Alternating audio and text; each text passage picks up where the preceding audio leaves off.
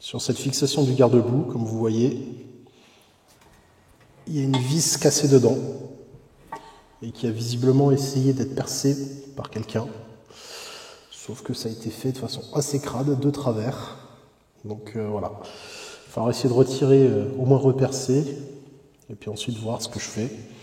Est-ce que j'essaye de voir pour faire ressouder un écrou derrière, ou est-ce que je me contente juste de devoir glisser la main et mettre un écrou? Je ne sais pas encore. Donc sur la jante avant, malheureusement, je crois que je ne vais pas avoir le choix. Il va falloir que je réussisse à sortir les roulements, que je démonte le disque, et elle partira entièrement de la cage également. J'ai déjà un petit peu peur, parce que sur l'autre, retirer les roulements de la jante, ça n'avait pas été facile du tout. Donc on va voir. En fait, il y a une entretoise entre les deux roulements. Et cette entretoise est ainsi faite sur cette jante qu'on ne peut pas la basculer de côté. Donc on a vraiment une prise très très faible sur l'intérieur des roulements. Donc voilà, on va voir ce que ça donne. Bon, ben, il faut s'y coller maintenant.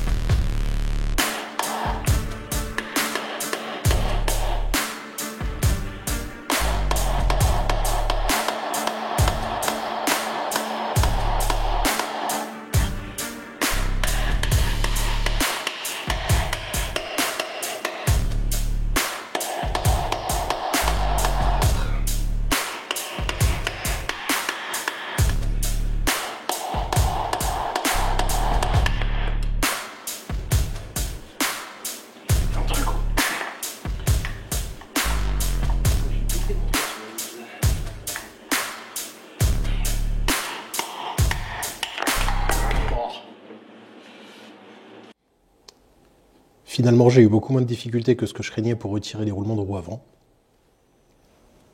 J'ai pu passer ma barre par les trous et ainsi appuyer par l'intérieur sur la collerette de l'entretoise qui est venue elle-même du coup appuyer sur le roulement et faire sortir le roulement comme ça. Malheureusement, j'ai attaqué un petit peu le bord intérieur de la jante. Alors, on le voit peut-être pas très bien comme ça, on le verra mieux une fois la jante retournée. Il faudra juste mettre un petit coup de lime pour rattraper tout ça.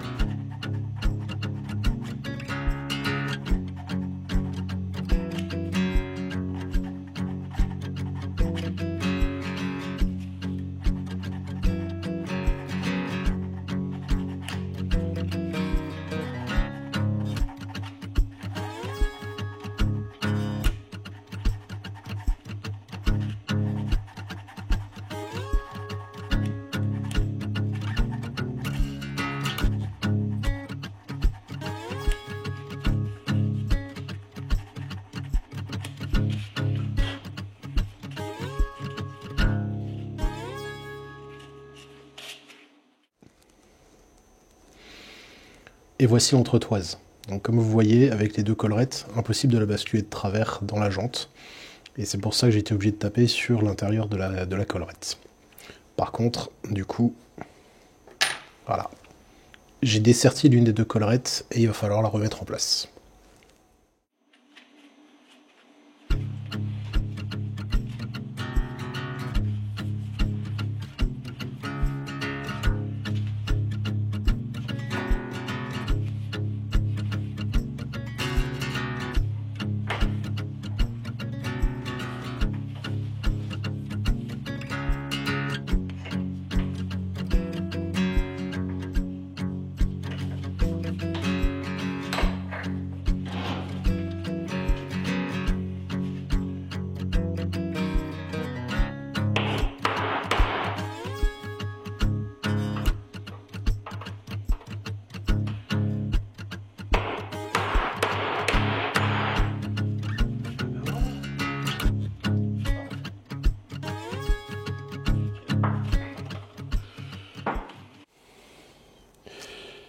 Maintenant, il faut s'attaquer à l'extraction du pneu.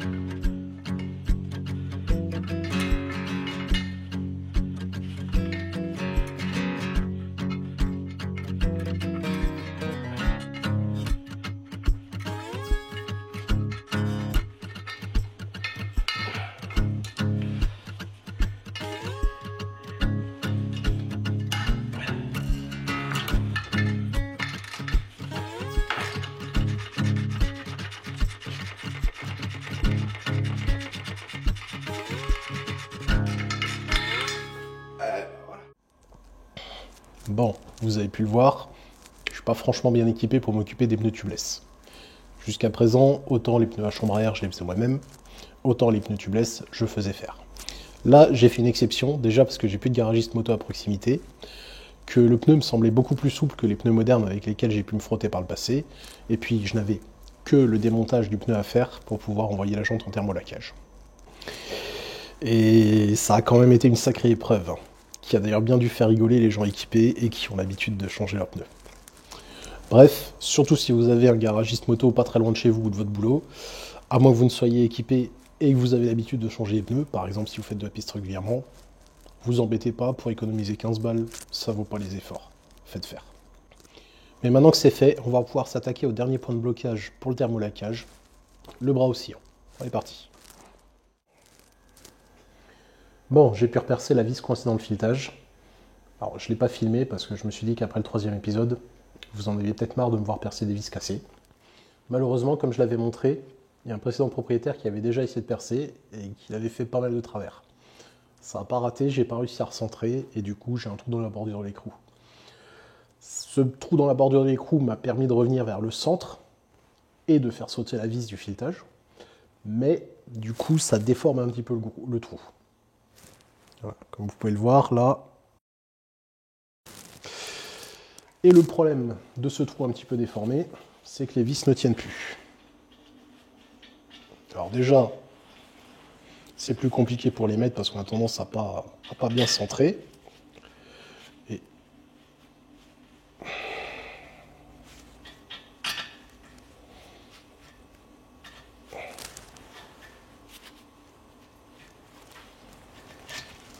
Et même quand on a réussi à la passer,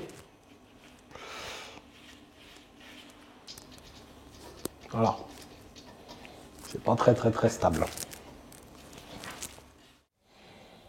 Je l'ai dit, je n'ai pas de quoi souder. Mais je viens de faire la connaissance d'un voisin qui, lui, a son travail, a ce qu'il faut, et qui a très gentiment accepté de bien vouloir s'en occuper. Du coup, il a tout simplement coupé l'écrou d'origine, en a ressoudé un à sa place, et passé un petit coup de peinture pour protéger de la corrosion. Ces deux problèmes étant réglés, je vais pouvoir amener les pièces au thermolaquage.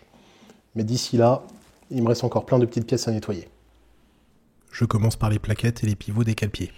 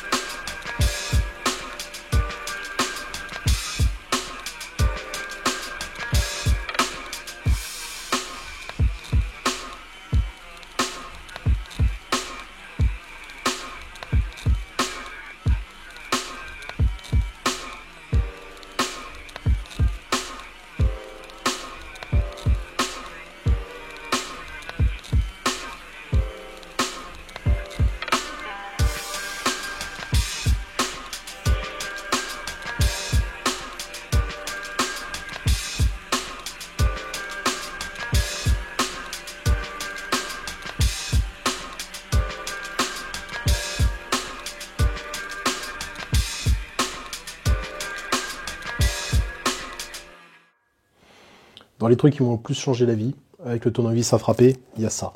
Ça, c'est une cuve de nettoyage à ultrasons. C'est pas horriblement cher, et c'est purement magique. Alors, comment ça marche? Donc l'idée, c'est de mettre de l'eau dedans entre 50 et 60 degrés, du détergent, les pièces, et ça fait le boulot tout seul. Alors, je commence par un petit peu d'eau froide.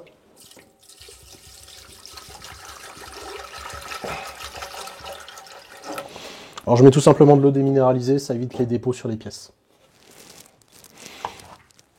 Alors je triche, je chauffe l'eau avec une bouilloire parce que ça peut chauffer l'eau mais c'est extrêmement lent. Donc c'est beaucoup plus facile et beaucoup plus rapide d'utiliser une bouilloire à côté.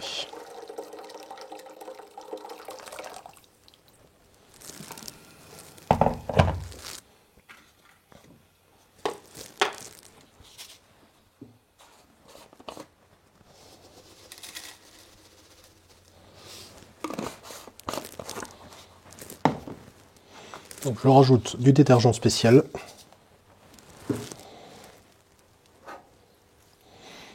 On met les pièces dans le panier. Et c'est parti. Alors, comme toujours pour le nettoyage, on commence des pièces les moins sales vers les pièces les plus sales. Donc là, je vais commencer par tous les éléments de cale-pied que j'ai nettoyés déjà au Dremel, juste pour virer tout ce qui pourrait rester dessus. Donc la première passe, ce ne sera pas forcément super impressionnant.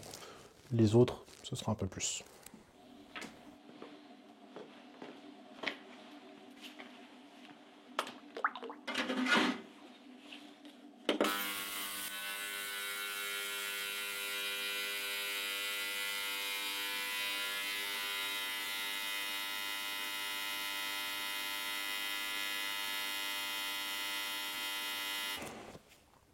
Ouais, l'inconvénient, c'est que le son est assez insupportable.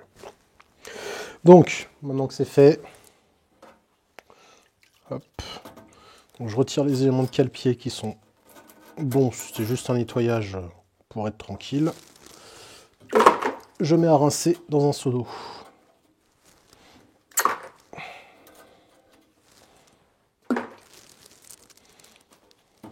Je retourne les éléments qui ont besoin d'y repasser. Je complète avec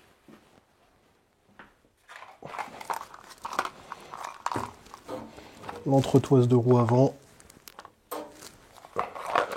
et les éléments du capteur de vitesse. Donc là déjà on va passer au stade au-dessus en termes de nettoyage à faire. Alors déjà que l'eau a changé de couleur là, avec juste les quelques pièces, vous allez voir ça va être bien noir, ça va finir bien noir.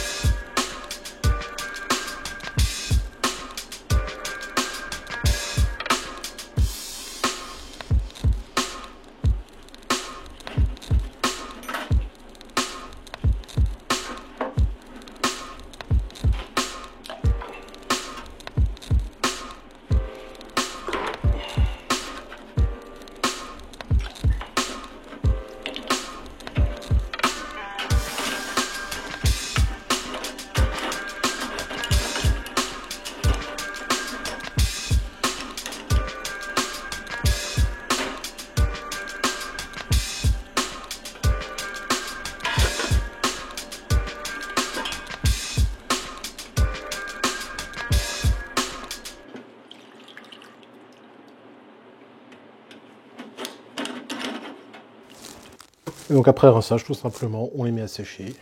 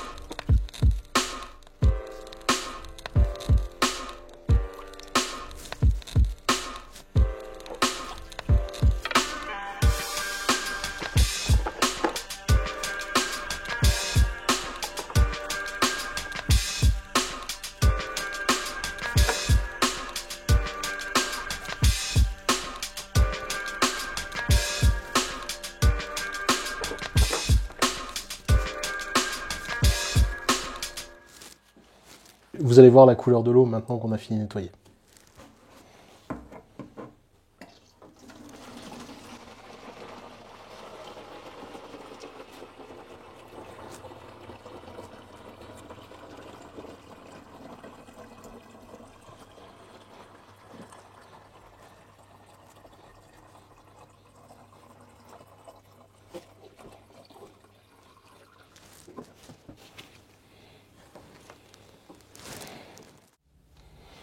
Bon bah voilà, on va déposer les pièces au thermolacage. Donc devrait y en avoir pour, ils m'ont annoncé 2 semaines. Je sais pas s'ils vont tenir les délais. Habituellement, les autres thermolaqueurs que j'ai fait, ils annonçaient aussi autour de 2 semaines. Au final, c'était plutôt 3 à 4. Pas d'inquiétude, on a largement de quoi faire pour s'occuper avant que ça ne revienne. Voilà. Donc merci pour avoir regardé et je vous dis à la prochaine fois.